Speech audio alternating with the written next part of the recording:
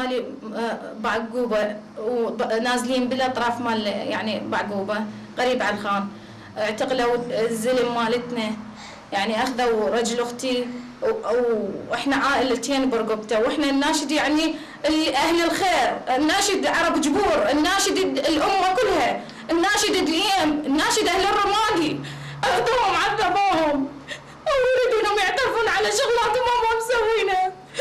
قاموا يجيبون المساجين يقتلونهم ويذبونهم يم السيطرات باللي يموتون ويتهمونهم بغير شغلات. وانا الناشد يعني كل واحد شريف، يعني هذول الايتام كلهم تاهوا، والله انا واختي برقبته ونريد الشرفاء كل من عنده يعني عرض ويخاف على عرضه خليه يخاف علينا احنا.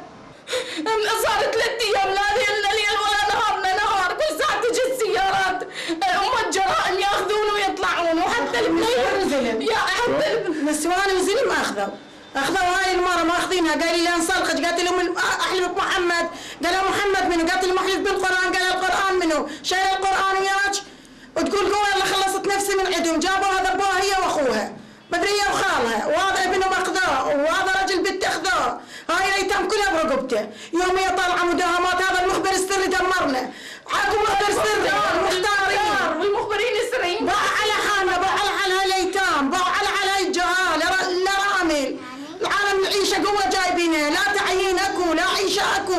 النبي والله العظيم يشتغل عمال راجل بنتي، وكل حرف بالقران يشتغل عماله، و7 نفرات برقبته. وين نولي؟ وين نروح؟